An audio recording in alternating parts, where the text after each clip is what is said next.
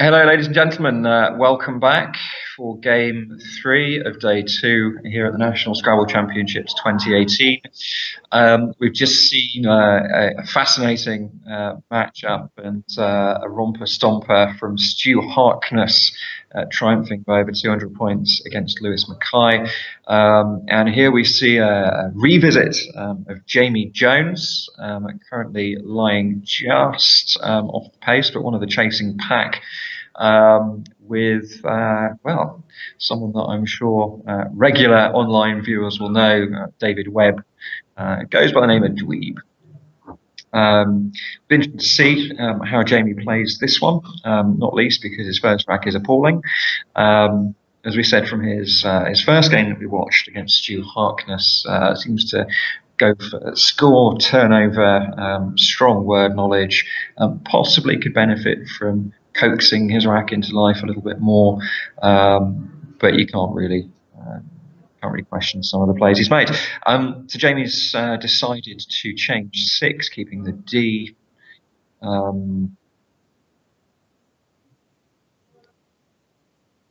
It's reasonable, certainly in terms of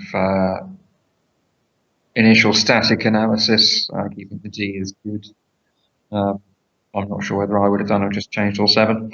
It'll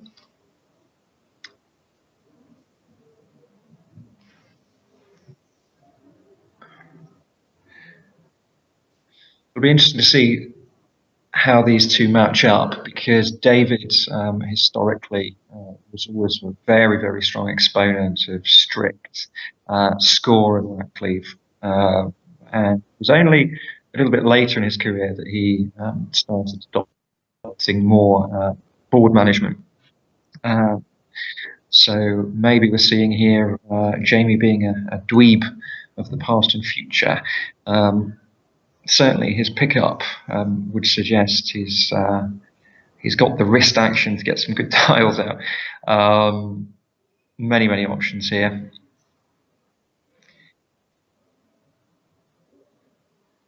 David's Torah, incidentally, is simming top. Would have been interesting to see what would happen if you played Ara, A-R-R-A-H, which doesn't take an S but does take a J on the front. Would Jamie know that Ara doesn't take an S? He's got one.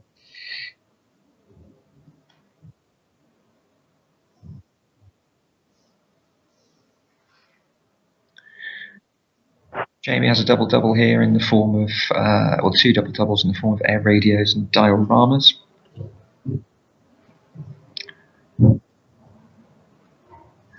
Both leaving fairly dangerous triple letter openings for plays down the side. Dioramas probably the more open, particularly leaving the volatile A next to the bottom triple letter score. Air radio is marginally better from a defensive point of view. Many other options. Tarsioid down from the T. Ambroids, actually not ambroids, take it back. All the other stuff that will go down to Torah. I don't need to go through the complete list for you.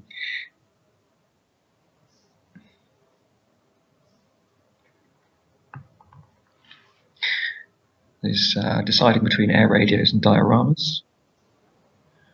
Interesting. So he spotted both. Has actually opted for the more dangerous of the 2.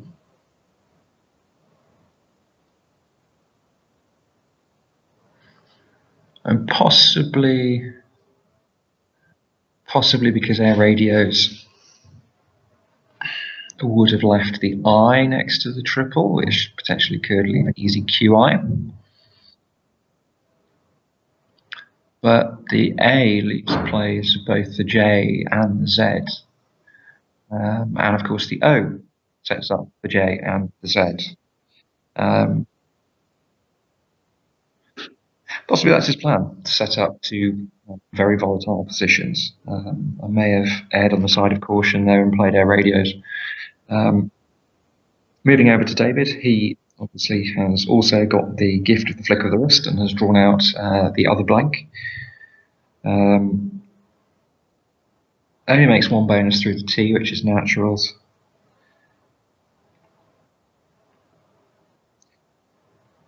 Makes a few things onto the S, onto the other D, onto the D. Ranulas and Tauras is probably the best score.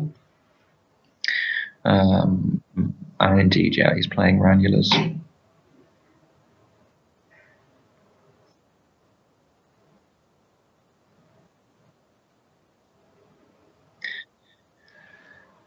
Jamie now wishing that he played air radios to set up his queue and keep acorns. Sadly not to be.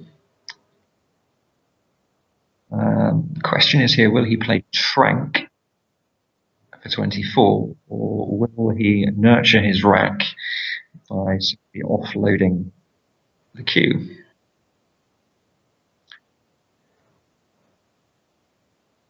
I think, dear listener, I know what I would do.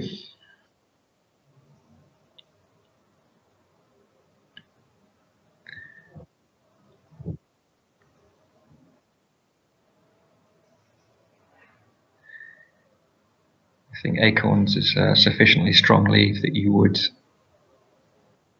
be happy just to score 11 at this point.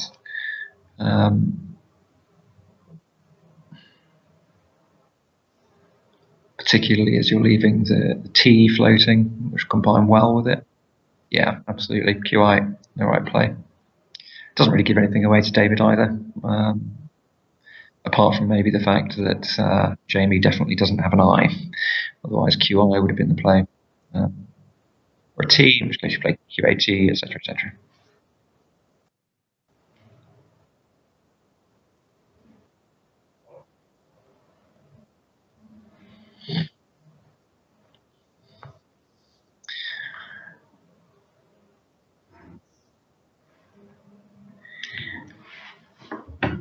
David has one of those interesting racks that may or may not become something exciting soon. Easy to balance, plays such as HAUF, scoring 30 odd, keeping it NIE, leaving the T floating, and indeed the R, which combine well with it. We know that Jamie now has bonuses along the top of Taurus, the likes of Dacrons, Cardons.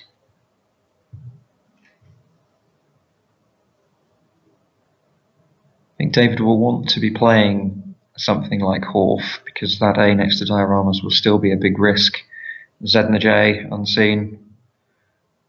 And indeed, yeah, down goes Horf.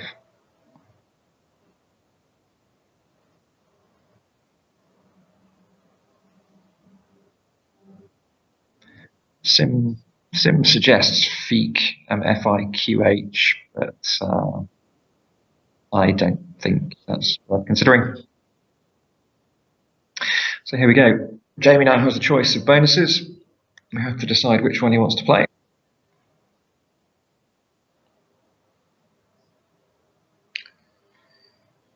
Of course, he has Candors as well.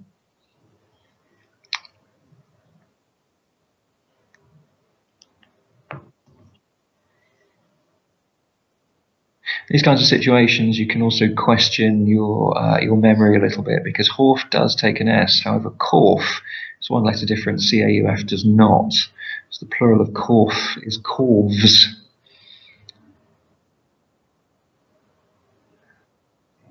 And there we go. Jamie showing he's confident with his word knowledge, taking the highest scoring option, the best play, no doubt. Good play.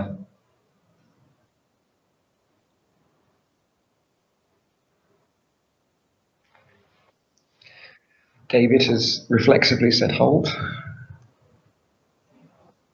I don't think he's going to challenge this, but he might just want to double check horse.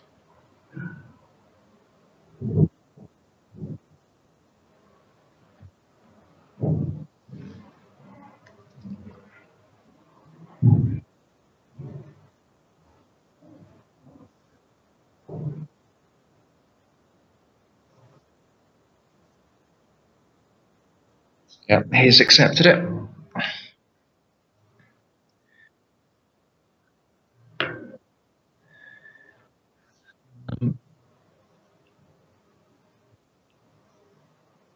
David looking at another almost rack. Options. His position, he's put Peony on his rack, which apparently nowadays you can do in public. I'm not sure whether I agree with that.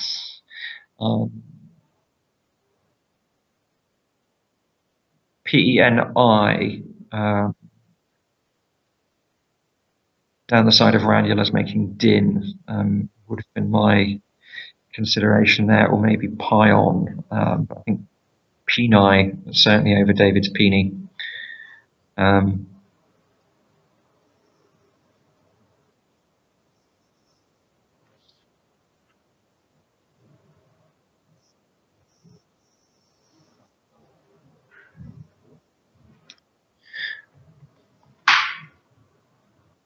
Jamie with a nice rack, plenty of options.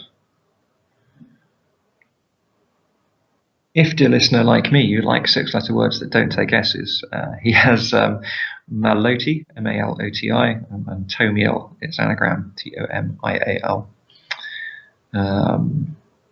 One of the things I like about Maloti as a word is you can extend it with B-U on the front. Bumaloti, plural of bumalo.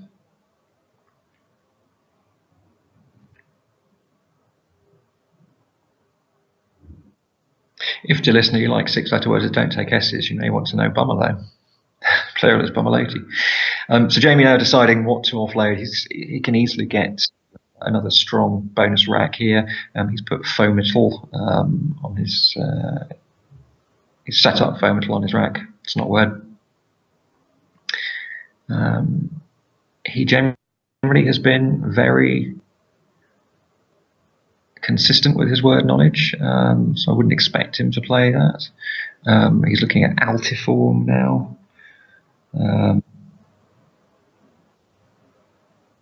In the shape of something high, perhaps, but again, not a word.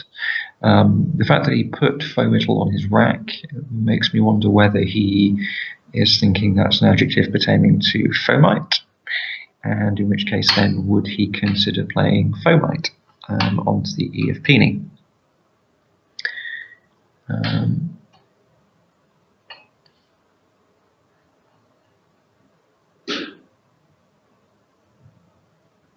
Certainly, I think David's Peony should see some action on this move. I think the play down there, take the score.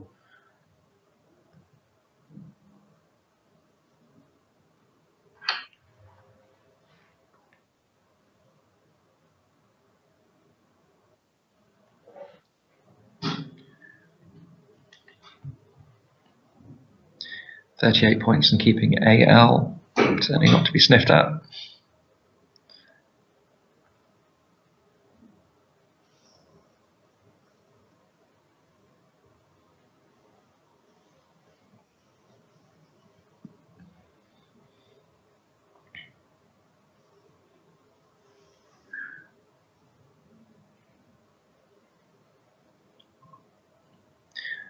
Jamie might also be considering things like fool or foot through the O of Dacron. Again, we're still looking at high scorers out there. XU would score heavily. Z, the J, K, even the middling tiles, quite a threat there. Foot would keep the A with 2 A's unseen for the hook. Not hugely useful, but certainly worth thinking about.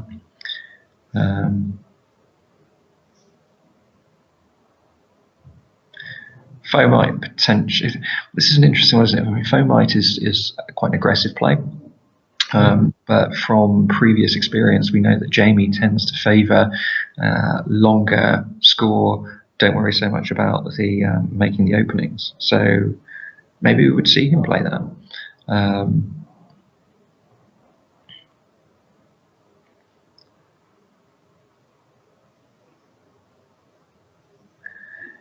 If only that M were an N, he would have latifondi down onto the DI of Dacrons.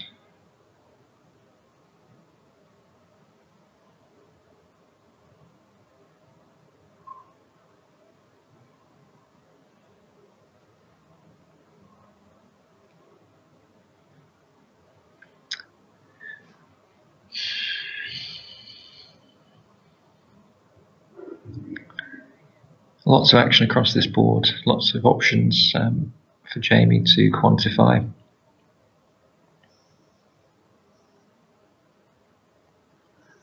Simulation, in case you're interested, does put Fomite ahead by a little bit, just on raw valuation. Foot comes slightly behind.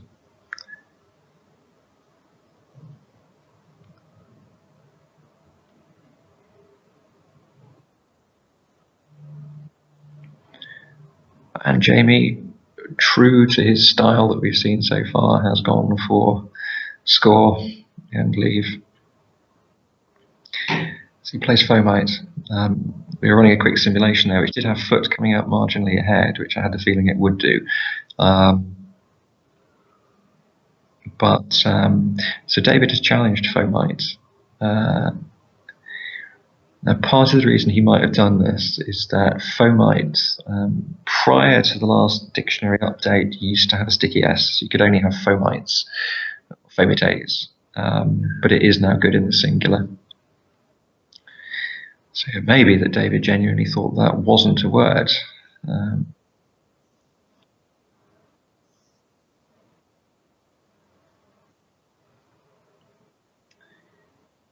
So Fomite in this situation, it does create the openings.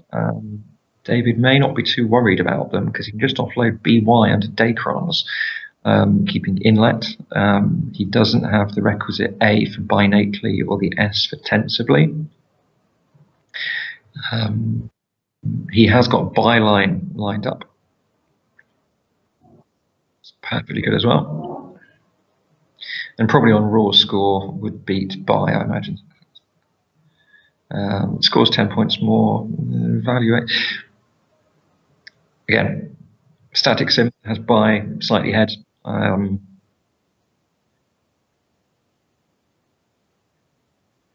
You probably heard that David joke that he's held the S back. High scoring exchange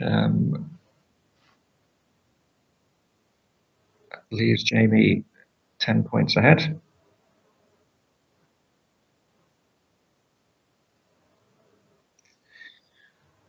Jamie's sitting there with a bonus on his rack of Trammell.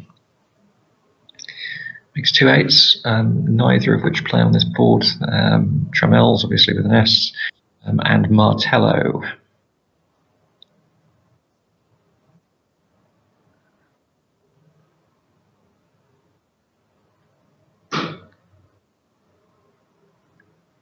So, in the absence of a bonus, what do you do?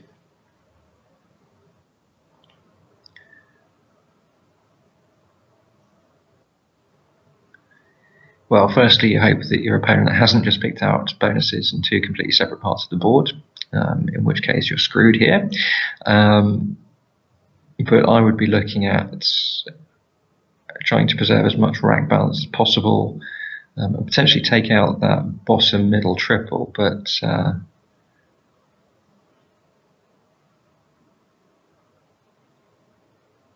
short of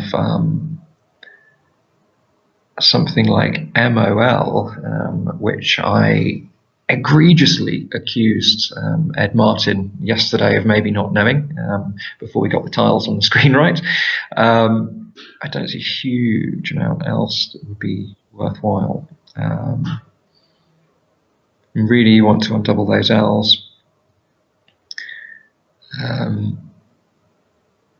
Static sim has put MOL top with play of Maltol, MALTOL, near, but the keep isn't as strong.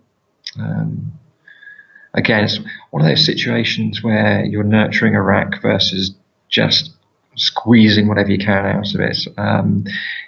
Will Jamie play Maltol? It would show very strong knowledge if he did.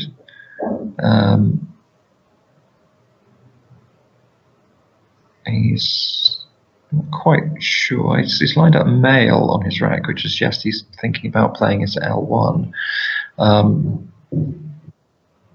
Certainly scores heavily. He's played Molal, okay. So in playing Molal, you keep the score ticking over, you keep a strong RET.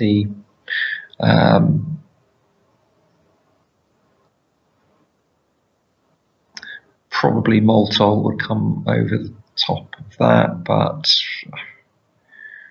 there's going to be a massive difference, and certainly not classified as a mistake. David has bonuses here, as we all know. He has Cotties and Scotty, Cottis and Scotty, as well as Cottiers through the R of Ranulars. So I would imagine he will play Scotty, Bai, and Yi at this stage. At this point, the fascinating fact, and I'm sure it won't be particularly new to those of you who watch QI, but YE is actually pronounced the. It's not pronounced ye, because in Old English script they had a letter called the thorn, which represented a TH sound, but looked like a Y.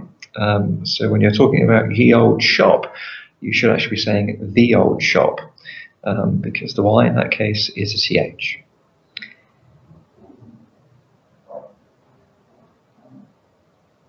Here we go. Interesting. He's playing Cottis instead of Scotty. Does that mean David missed Scotty?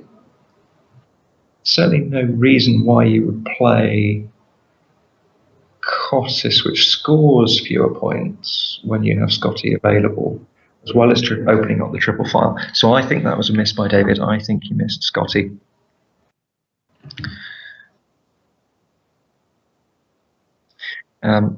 It has blocked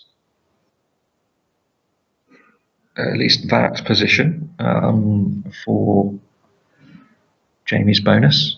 So Jamie had extorts ready to go down. Extorts doesn't form any eights.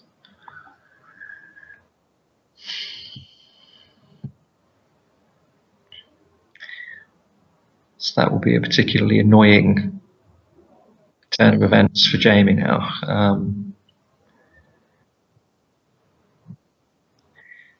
He does have a simple play to offload the X underneath Thakron, of course. But trots could go wrong if you don't pick out Val, ideally an E.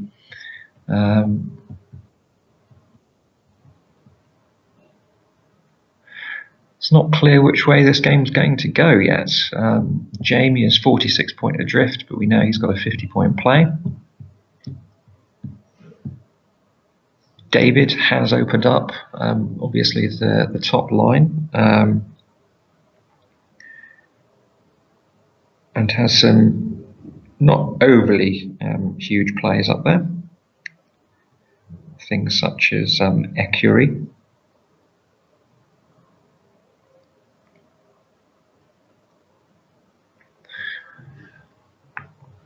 Bottom right-hand corner of the board, pretty dead in terms of action. All of the focus at the moment really is around the top half. The majority is around the top left quadrant. Only that R of Ranulars really providing anything to look at the moment. Oh, of course. So Jamie playing extort, definitely better than the EX at the bottom, and shows that I need another coffee. Great play because it sets up the S that he's kept as well for plays down into extorts. Just needs a good pickup.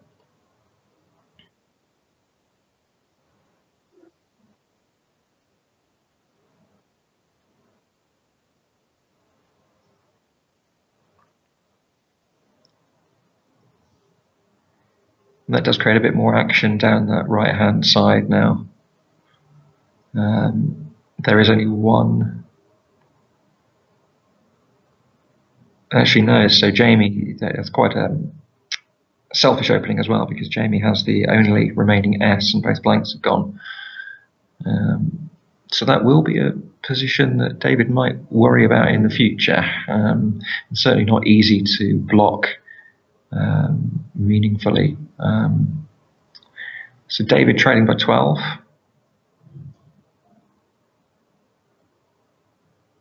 Play such as UEY, clear up the rack instantly. But the question you should ask yourself when you're trying to clear up the rack in that case is, right, great, I've got a clean rack, I've got a bonus. Where's it going to go? There aren't going to be many places to play a bonus once you play UE rather, and certainly if you don't have an S to make extorts, your options are going to be quite limited. David might be considering just YU underneath Dacron. The danger there is you are leaving some pretty juicy opportunities across onto extort. You'd expect your opponent to get a 40-point play plus up there, unless of course he's just picked out absolute dross.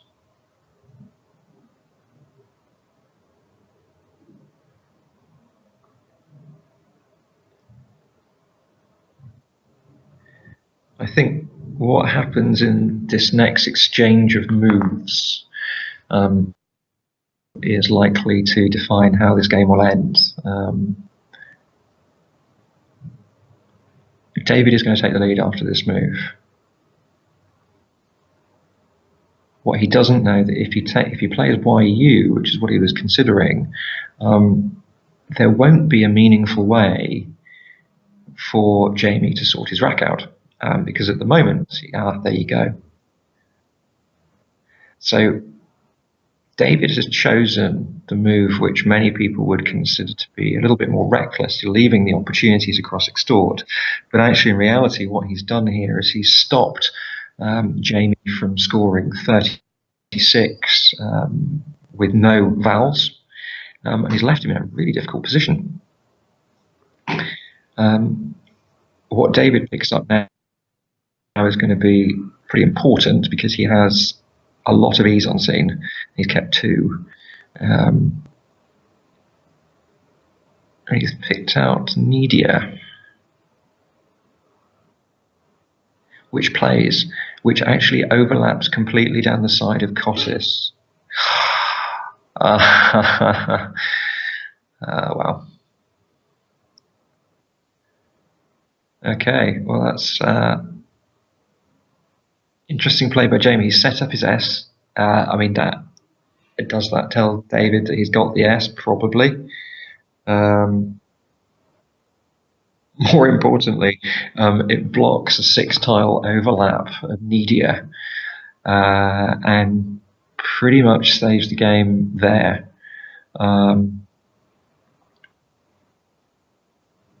It's a ballsy move, and it's probably had more impact on this game than Jamie will realise.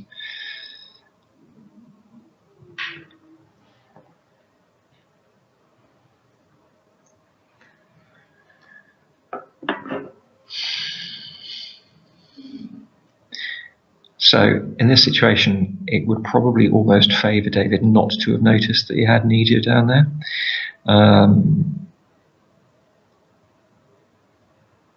He has well, depending on whether he wants to address the S-hook threat from Big, he has a decent score playing Cedrine, Cedrine, across the top from the C. Or alternatively, he could play Nereid across the top of Extort for 45. It does set up a big score for the Z underneath, making res, but Nereid scoring 45, keeping an E. Static sim suggests Nereid first, Cedrine second. There is a position there for the Z down from BE as well, making Bez, which I believe is the 3rd tine of Deer's Horn, for those who are interested. He is not the singer from the Happy Mondays.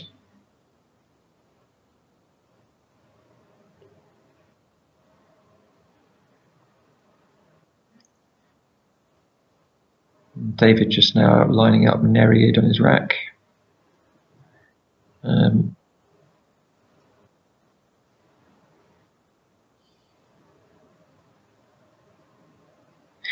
Nereid, one of these lovely sprites that pluralizes with a straight S as well as an ES, such as dryads, and if you want to get a bit more creative, hamadryads and hamadryades.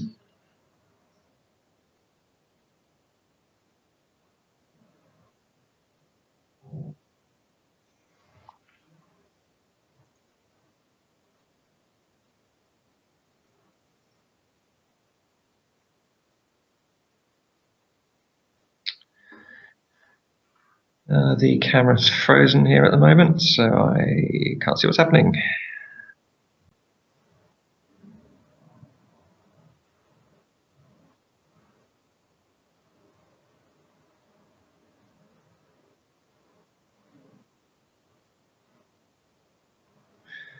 There we go. So yeah, Jamie has capitalised on the opening that David has presented him with, opting for Prez. So David goes from a 50+ lead, must have been feeling good about himself, to a non-50+ lead. Still, the threat of the bigs opening is there. Jamie is only 9 points adrift. Jamie does keep the V and the W together, and part of the gruesome threesome VUW, so he'll be hoping not to pick out the U that he can't see at the moment.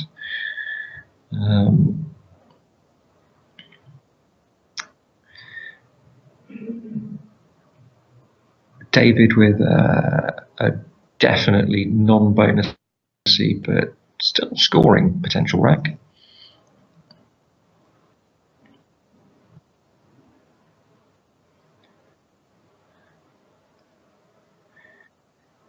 Really uncomfortable position though, because he's only 9 points adrift. Jamie has telegraphed that he has the S by playing big. So David will know that he has to keep the scoring pressure up and perhaps address that opening. Things leaping to mind would be plays down from the P of Prez, so something like Punk would certainly kill the S hook threat.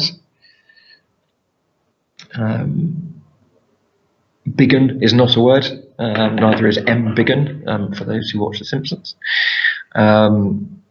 Other options, unwed, making GU. I mean, that's if you want to go all out to take out that S hook. We also happen to know now that Jamie has things like score across from the C of Cottis, so he's got some good scoring opportunities. Whether the J will get in the way is it's going to be interesting, because there's not a lot of potential with that tile on this board at the moment. If he's given the opportunity, maybe Jamie will want to offload Jag with a double G.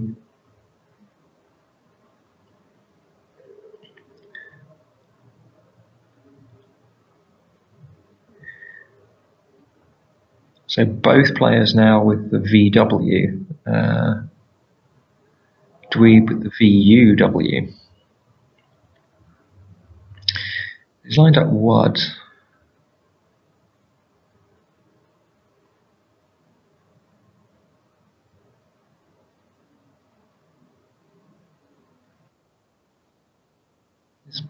So he's decided to just keep scoring.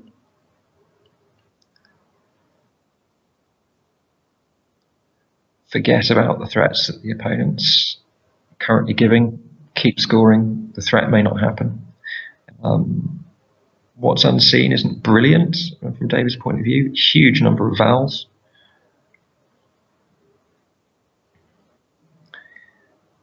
He's 40 points up.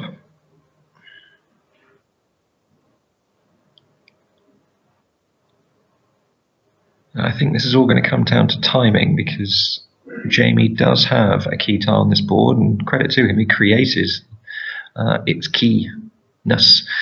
But if he plays that S now, he may not be able to keep up with David in a pure scoring competition, because David has kept some scoring potential with the K and the V.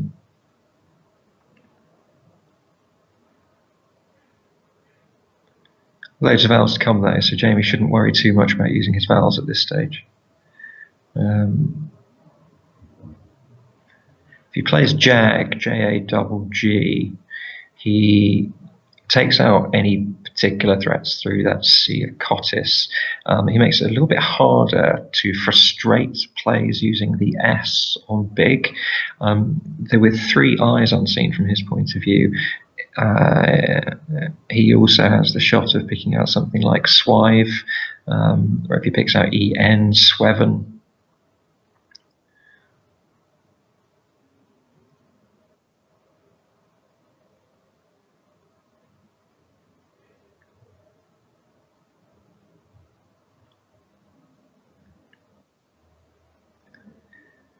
I think the main challenge that David has got here is that any 5-letter play making bigs while scoring heavily is also unlikely to give too much back. Jamie has lined up Swag at the moment, making bigs, I'm assuming. Might have in mind setting up another place for the J. Score 34, it would still leave him adrift and leave J, V, E.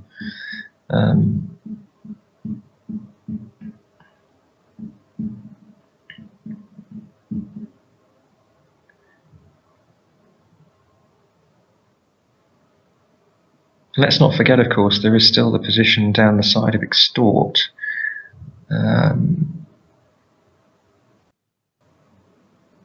So maybe Jamie shouldn't be focusing at the moment on the big play. And indeed, a quick static simulation has suggested that my play of Jag is the best option at the moment and save your scoring potential. Score is nearest.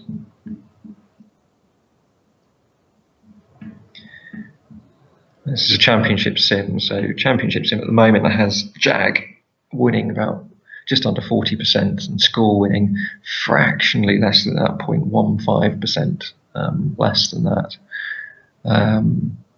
But Jag does win out, so at the moment, don't blow the advantage you've got. That S hook is not likely to be going anywhere anytime soon.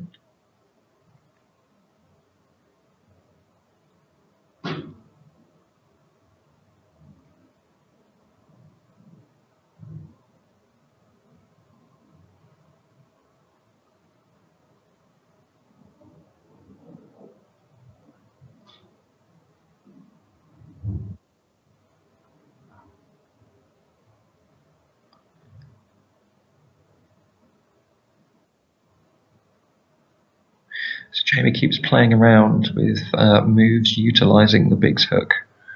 And now he's got Jag. Good play. Very good play.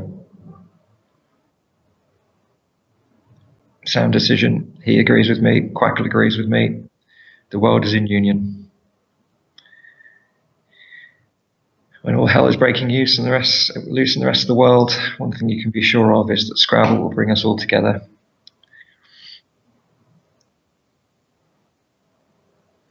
So David now has a remaining problem. There are 2 tiles unseen for David.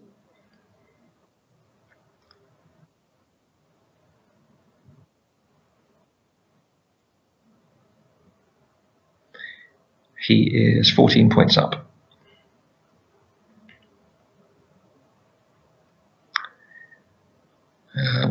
Sitting in the bag, we have an I and an O.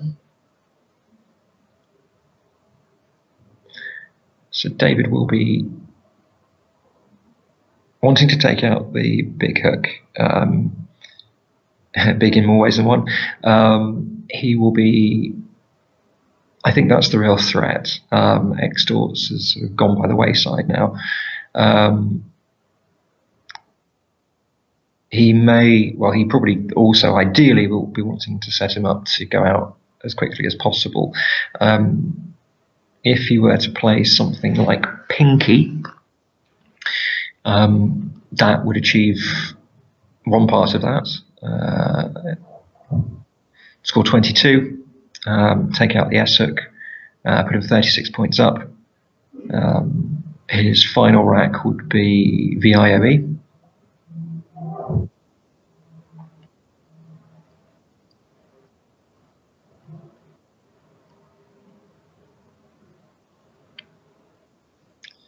Which would give him another 20 points, maybe across from the F5.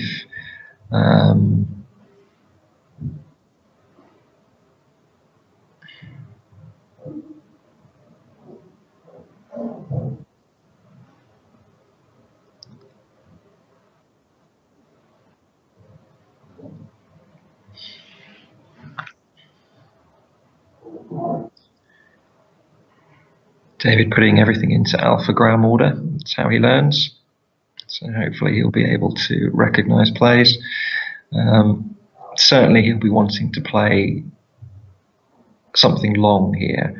I mean, if he plays Pinky 36 up, Jamie has Weave 27.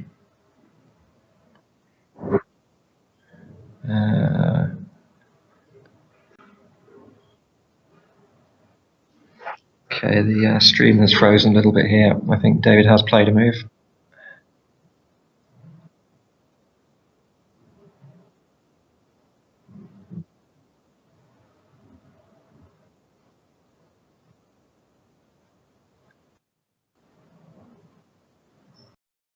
Ladies and gentlemen, the suspense is killing me, and I think it's also killed the camera.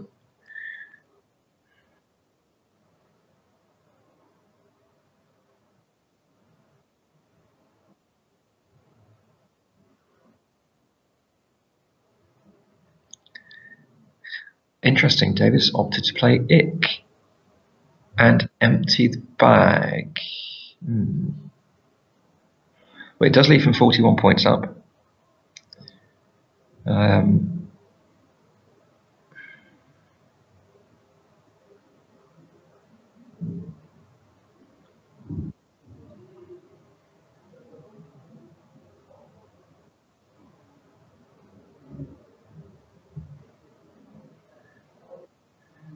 Jamie has plays such as Suave, S-O-A-V-E, Suave, whatever,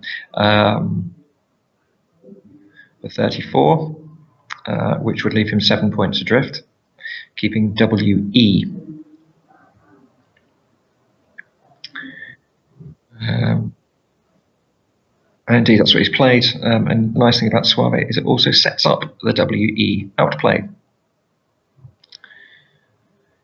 And Suave is the only 100% win. Pat on the back for me, pat on the back for Jamie. David has Ick was a losing move, I'm afraid. I think Pinky would have won in virtually every situation. Again, we'd have to go back and analyze it. But emptying the bag with only 2 in the bag in that situation and not addressing that S threat has to go down as a significant mistake, I'm afraid. And this will now be sinking into David.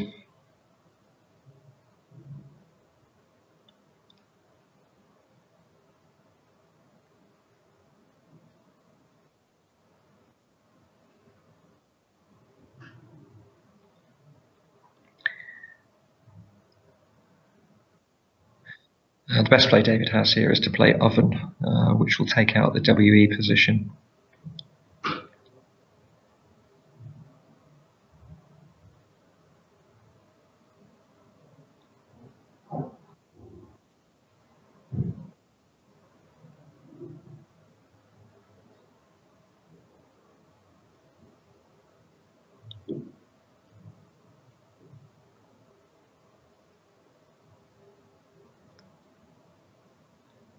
Which will leave him 50, 12, 15, 4, 3, 3, 22 ahead.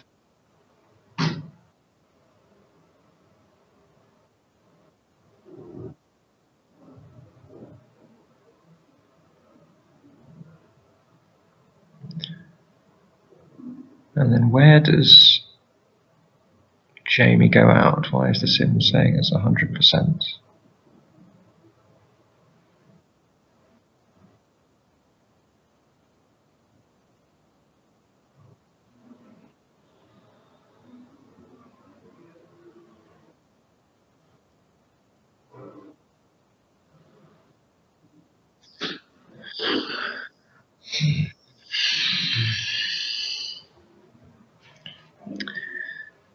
So yeah, definitely if David plays oven, which sim is suggesting is the best play but doesn't win anything, Jamie doesn't then have an out that will score sufficiently to win, which suggests that he's got to play out in 2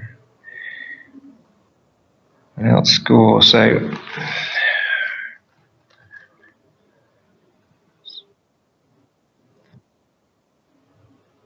it's not enough.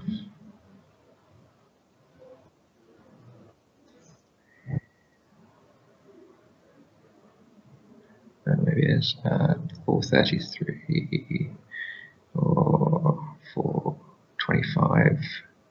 Oh yes, it is enough. Actually, I was undercounting how many points we left on David's rack. So actually, the way this should play out now is that David plays oven, which will put him 22 points ahead. However, he will still have 4 points left on his rack, meaning that Jamie has to go out and score 15, which he can achieve by playing WAE, Dow, and TE in the top right-hand corner. So this will be a 1-point win by Jamie with best play from David.